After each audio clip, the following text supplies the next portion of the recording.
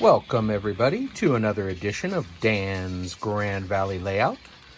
I'm considering shortening the name to just Dan's Grand Valley. I don't know, just kicking it around. But you all know that I'm working on a layout, so wasn't sure I needed to have Dan's Grand Valley Layout, but I don't know, thinking about it. Don't be surprised if you see the name change. This week, gonna talk a little bit. It's going to be a short video this week, not a lot of frills and music and stuff like that, but we're going to talk about the GoPro that I use for cab rides, and a little bit about couplers and some of the problems I've been having on the layout. And I think what's going on is the sun is lower in the sky. It's kind of hazy, overcast today, but you can see where the window is. I have that panel in there right now, but that doesn't stay in there because we like to get sunlight in the basement here. We're in a garden level basement, so the ground is just right out here. So we're only this deep in the ground here. But I think what's going on is the sun being lower in the sky beams in here, and it tends to change the dynamics of the track. I think expansion, contraction, you've got this foam track bed material that expands and contracts. So I end up with some problems over there with some unevenness and some derailing. You remember a couple of videos ago, we fixed this little issue that was right here, and that's still fine. But right now I've got this train. It's been running for about 20 minutes without a problem, and that's unusual because that orange boxcar is one of my originals from when I was a kid, and it tends to want to derail a lot. The two Western Maryland cars are Bachmann Silver Series that I got with the Digital Commander set, and then one that I bought off eBay. The other one, the red boxcar, is an AccuRail kit that I built, and I upgraded the wheels to metal wheels. And then that's a Bachmann Silver Series there. So I've got it running pretty good, which I'm pretty happy with. But a lot of times, if I just look away, I'll end up with something derailing or uncoupling.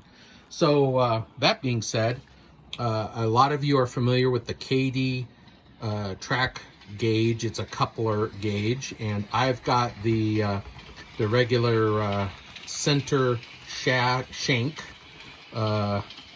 coupler in there that I use, and it just fits on the track here like this, and then you can bring your cars up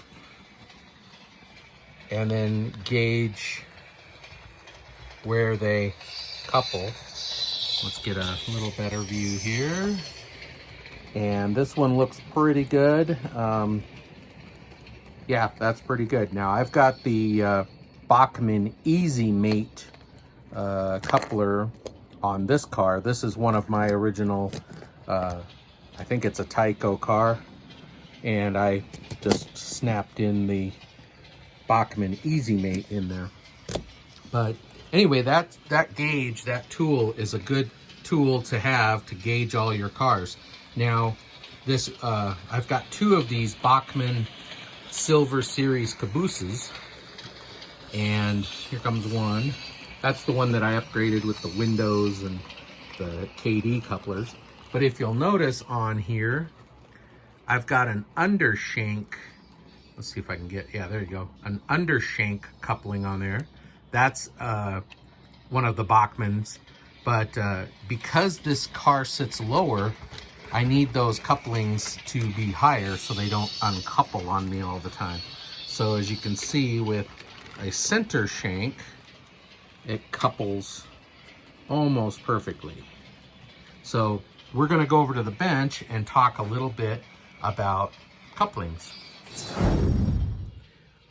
So here's the multi-purpose gauge kit. It comes in a kit, and this is it. You put it together. You just take the screw out. You put the coupler in it that you're using. So right now I've got the number 148. This is a whisker coupler, standard head.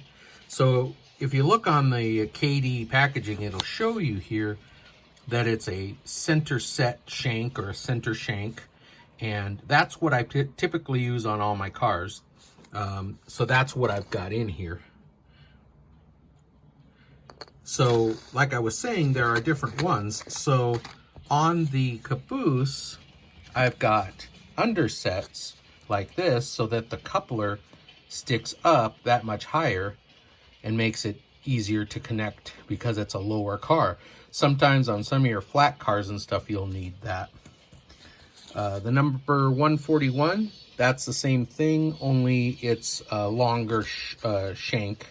You can see there. So sometimes, just depending on the offset and how it's mounted in the car, you might need a longer shank for it to stick out. This is a whisker coupler as well. And this is the 142, which is the under or overset. So the shank is above, so the coupler sticks below. And sometimes you have a real high car and you need that to stick lower. So that's why KD makes all these different ones. So I think the 148 is the one I've been using for the most part, and it works pretty good for me. I was using number 5s. Those you find everywhere, but they're not whisker couplers. They don't have the little whiskers on them. Right here, you can see them, and that's what helps center it so that it always stays centered. If you have the other kind, it can actually set like this or set like that. It won't return to neutral. So anyway, that's a little bit about couplers. And now I want to talk a little bit about my GoPro. Okay, so the GoPro that I've been using is this GoPro Hero Session. And you can see the words there on it.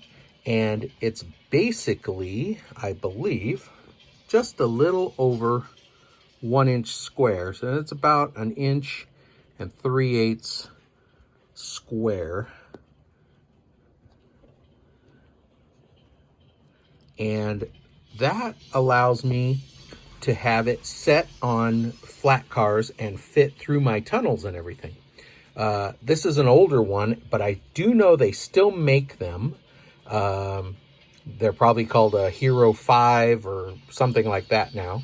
But this is 1080p. It's wide angle. There's 2 settings for the wide angle. You want a wide angle when it's a fixed camera like this, because I had one before that was not wide angle, it was just a standard forward-looking lens. And the problem with that is on your cab rides, you'll just have tunnel vision. So, you won't see like you do when you're riding in a cab or riding on something. You have peripheral vision. So a wide angle will allow that peripheral vision so you can see what's upcoming. You can anticipate curves and stuff like that. So it's important to have a wide angle. You don't want too wide angle, but just a little bit is good. So that's why I use this. Now, the way it works is you turn on Wi-Fi on it, and basically you can connect with your phone. Now, this is one of my older iPhones, and I just connect like it's a router, and it's discoverable when you bring up your network settings. You connect to it, and then the app on here lets you control it. So I can see what the camera sees on the phone, and then I can turn it on and off depending on what I want to film. So that's what we're going to do today. I'm going to set it up on the flat car, and we're going to do a couple of runs around. We're going to control it with this, and then that leaves this camera on my phone free to get a shot of it. Also, just wanted to mention that it came with a mounting setup and a thing for it to sit right in. Let's see, I think it goes this way, like that, and then it snaps shut.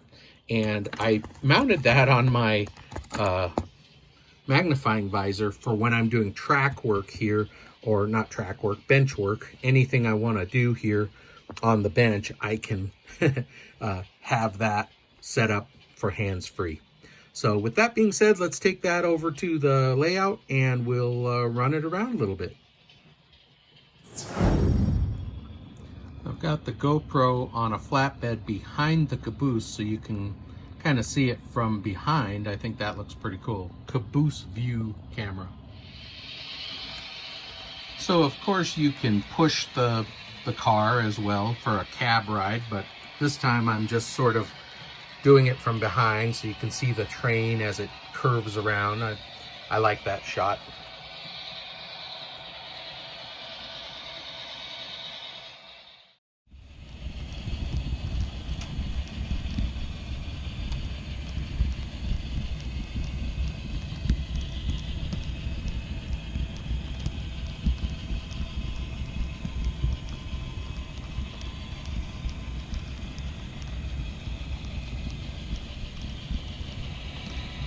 So here we're set up to push it, and normally if I do a cab ride I won't pull a train behind the locomotive. I'll just have the locomotive pushing it, but that's how you set up for a cab ride.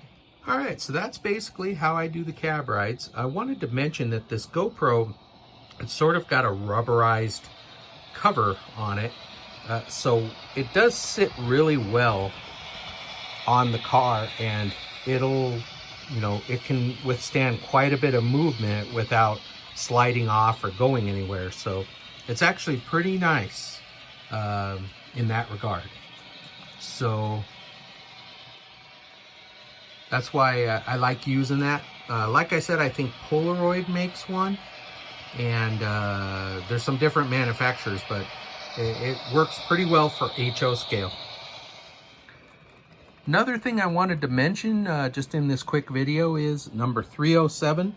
The railing is back. I may have mentioned in a past video that I lost this railing right here during all of the winter scene module shenanigans.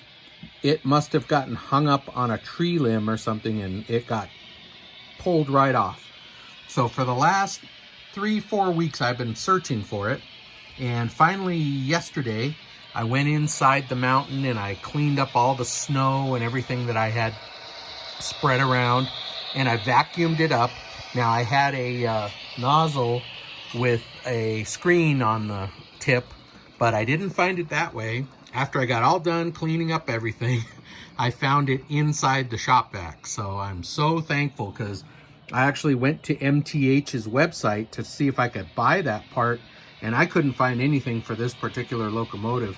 So I'm so glad I found it, and it's back on and everything's the way it should be. So that was my brand new locomotive. I was kind of sick to my stomach about it, but we're all good now. So all right, well, that's it for a quick video update this week. Let me know in comments if you think I should, if you think it's a good idea to change my user or channel name to just Dan's Grand Valley. Just knocking that around. Again, I really appreciate all of your comments and questions. I try to answer every one of them that I can. And amazing, we are up to almost 300 subscribers. We are only a few away. And I thank you so much, guys. Thanks for your support. It's really fun. It's really fun to just have a channel like this and to be able to have a community with all of you that watch and interact. It's really made this hobby, it's taken it to the next level for me. So I really appreciate that. Keep the comments coming, and I'll see you guys next update. Take care. God bless.